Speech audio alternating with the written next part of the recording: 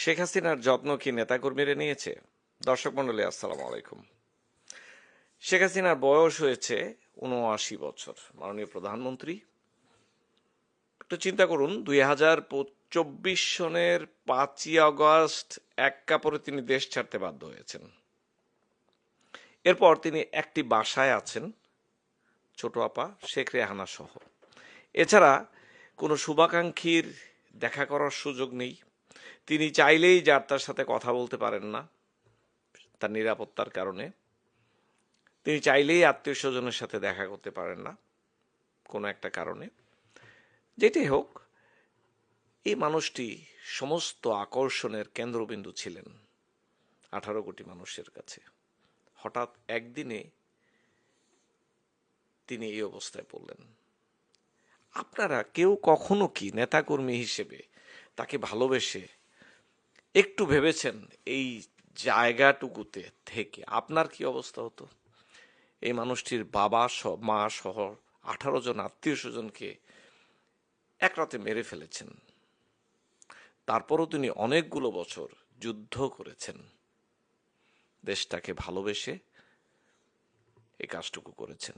আবার এই ৭৯ বয়সে এসে তাকে একই পরিস্থিতির সামনে আমরা ফেলে দিয়েছি। এরপর নেতাকর্মীরা কি করছে সেটি জানতে চান?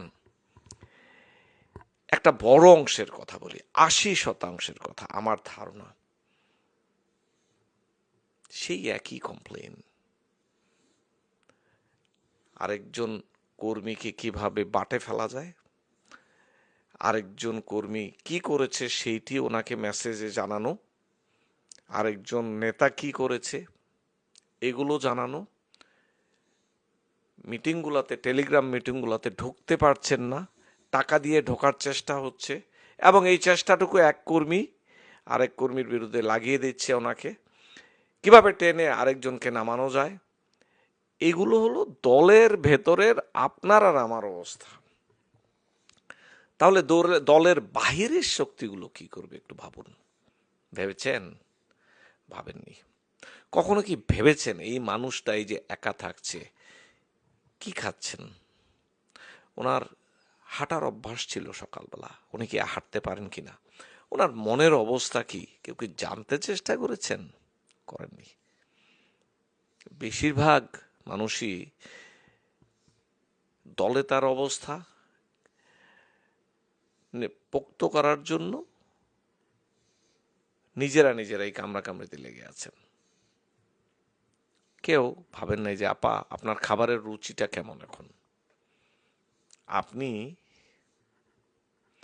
লেখার অভ্যাস ছিল সেই অভ্যাসটা আছে কিনা, আপা আপনার হাঁটার অভ্যাস ছিল প্রতিদিন প্রায় 1 ঘন্টা, হাঁটেন কিনা। মনের অবস্থা বাদই দিলাম, অন্তত বেসিক এগুলো কিভাবে করছেন কেউ ভাবতে রাজি না। উত্তরটুকু দিই। অগাস্ট 2024-এ আমার সাথে এই ব্যাপারে কিছু কথা হয়েছিল। আপা আপনার হাঁটার অভ্যাস? হ্যাঁ আছি ফেরদৌস, আমি হাঁটি, তুমি বলো, আমি তো শুনেছি তুমি ব্যায়াম করো, করো কিনা। খাবারের অভ্যাস ঠিক আছে? জি, হ্যাঁ ঠিক আছে, এগুলো নিয়ে টেনশন করো না।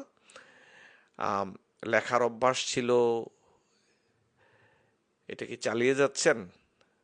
উত্তর, কাগজ কলম নিয়েছি কিন্তু শুরু করতে পারিনি, মনের অবস্থা তো বোঝই।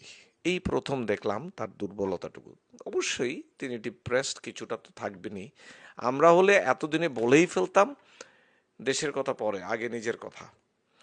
তিনি ৭৯ বছর বয়সে এখনো তার জায়গাটুকু থেকে তিনি করেই যাচ্ছেন চেষ্টা। আপনারা নেতাকর্মী হিসেবে কি করেছেন ব্যক্তি শেখ হাসিনার জন্য একটু ভাববেন তো কাইন্ডলি।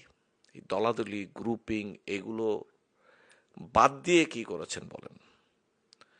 যাদের সাথে ওনার কথা হয়, যোগাযোগ হয়, তারা ভালো কিছু বলেন বলে আমার জানা নেই। আমি অন্তত পক্ষে জানি যাদেরকে, তাদের কথা হচ্ছে ফিল্ড থেকে গ্রুপিংয়ের ছবি, ফিল্ড থেকে মিটিং কিভাবে আলাদা করে যায় সেগুলো। সাংগঠনিক কাজের অংশ হিসেবে তারা তাদের কাজটুকু করা উচিত। কর্মীদের বলছি ভালোবেসে যান এই মানুষটাকে। যতদিন বেঁচে আছেন আমাদের সম্পদই থাকবে। আমরা অন্তত পক্ষে যেন মাঠের গ্রুপিং, লবিং এগুলো বাদ দিই।